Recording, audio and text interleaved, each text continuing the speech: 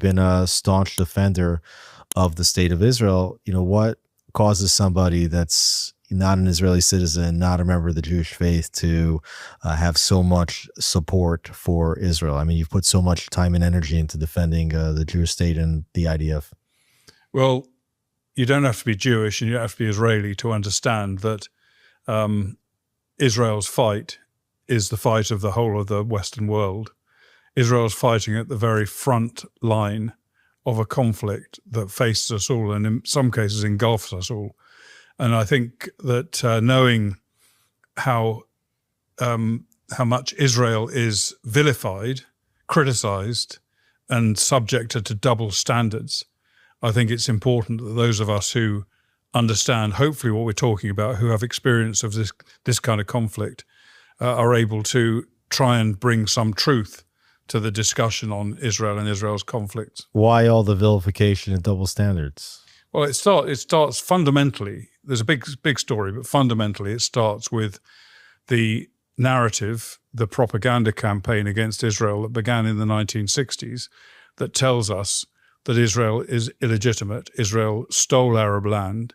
Israel is illegal occupiers. Israel has illegal settlements. Israel is an apartheid state, all of which are lies.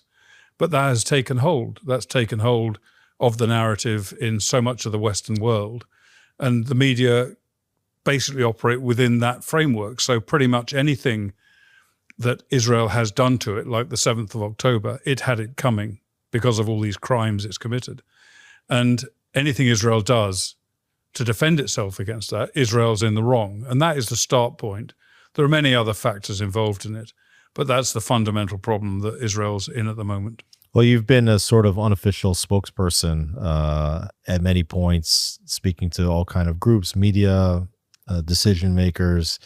What's the main message that you tell them?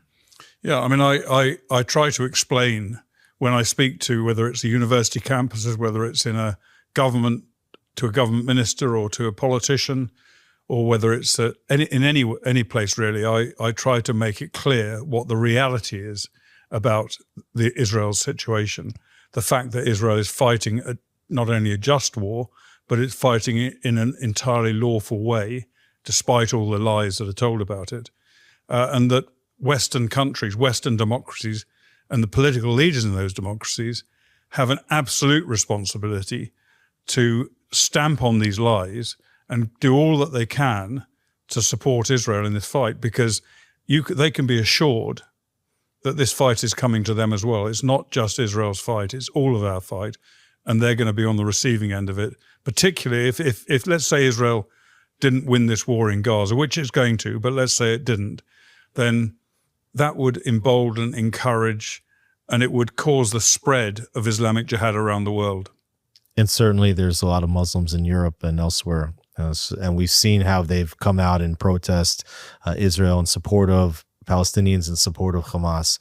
But when you are talking to government officials, to college campuses, and you're telling them about the justness of Israel's war, you're not just taking IDF talking points. You're not taking Israel's word for it. You've spent a lot of time actually inside the Gaza Strip during this war. How much days have you spent inside Gaza since October 7th? I've been there numerous times in Gaza, I think 7 or 8 times, something like that. And I've seen the fighting firsthand. I've seen what the IDF is doing. I've seen what Hamas and the other terrorists in Gaza are doing. So I can take that firsthand vision of what's happening there, and I can kind of process it alongside my own 30-year understanding of warfare and experience in warfare. And then I can communicate that to the people that don't have that insight and don't have that knowledge. And I can show them, or explain to them, shall we say, that, as I mentioned before, Israel is fighting not only a just war, but it's fighting it in a lawful way. And the accusations leveled against Israel, like unlawful killing on a large scale, like starvation of the population in Gaza, are simply lies. What have you seen, I mean, to disprove that? Well, I've seen the IDF fighting, and I'll give you one example. I saw, I was present inside Gaza in a IDF division command group, about 20, 30 officers gathered around in a largely ruined building in Gaza, discussing a forthcoming operation to destroy a high-value target that happened to be in or close to a school that was being used for refugees, to house civilian refugees. And of the conversation, they took at least half of the time they spent discussing the complex military operation. They were discussing how best to achieve that while minimizing the prospects of killing innocent civilians. So this is not just IDF talking points when people talk about how they try to avoid innocent civilian deaths, but it's actually what they're thinking and what they're discussing and planning for on the ground during a operation. And so I'll give you examples of a few of the things they've done. I mean, in this situation, it wasn't quite like that, but very often the IDF use leaflet drops. They send text messages, they make phone calls, they send voice messages, they send radio messages to people who are in a danger area when the IDF are planning to attack, and they warn them to leave. And not only warn them to leave, but they tell them what route to take and where to go to be safer. Nothing is entirely safe on the battlefield, but where to be safer. And these sort of measures then are subject to surveillance from drones, from aircraft, and indeed from the ground sometimes, to confirm that the people have left before the IDF carry out the strike. And these sort of measures that the IDF are taking, they're unprecedented. No other army has ever done anything even remotely like this to achieve the objective of destroying the enemy while minimizing civilian casualties. Doesn't it make it much harder to defeat the enemy? Isn't Hamas actually banking on this? Hamas's entire strategy is based around human shields, or perhaps more accurately, human sacrifices, because they don't just want to deter the Israelis from attacking or make it more complicated for the Israelis to attack, but they also want, if the Israelis do attack, they want their own civilians killed. It's the first army in the history of warfare that I know of that has deliberately used its own civilian population as weapons against their enemy. So that's exactly what Hamas want, and it's exactly what the IDF try and avoid. And IDF soldiers have died fighting to try and prevent the deaths of innocent civilians. So it's not just makes the IDF operations more complex and maybe delays things and maybe results in some terrorists getting away who shouldn't, but IDF soldiers actually make a sacrifice themselves to prevent the loss of innocent civilian lives. You know, Hamas attacked Israel on October 7th. They killed 1,200 people. They injured thousands others. They took over 250 hostages. And the IDF had to go into Gaza primarily, not just to root out Hamas, but also to try to find its hostages. And there's a lot of Israelis that would think that all of the measures that Israel's gone to in order to protect Palestinian civilians at the expense, at the cost of the lives of Israeli soldiers. And this is not a professional army by and large. There is a professional army component, but it's a civilian army. I mean, these are just people. Everybody is a son, everybody is a brother, a father, a colleague, a good friend. There are Israelis here that would say it's immoral that the IDF is understandably sacrificing its own soldiers in order to protect Palestinian civilians. I can see that argument, but the IDF, like the British Army, the American Army, like any Western army, they are bound by the laws of war. They have to fight according to the laws of war.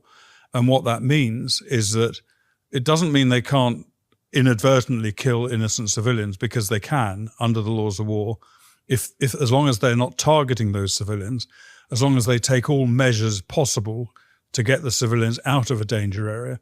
And as long as the attack, the potential harm to civilians is proportionate to the military objective that the IDF is trying to achieve, then it is still lawful if you carry out that operation and civilians die. But they are obliged to do these things, just like every other army. But you're saying that Israel is taking unprecedented measures.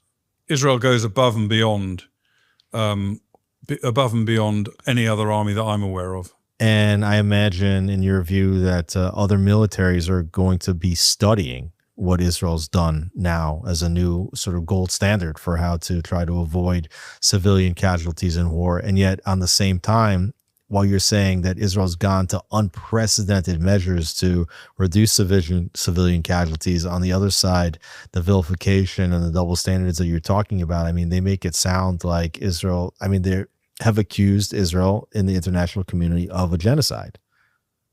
Yeah, which of course is an obscenity to accuse Israel of that. I mean, Israel's a country that knows all about genocide. It was built partly on the backs of survivors of genocide. The last thing that Israel, the IDF, would do is to work towards committing a genocide.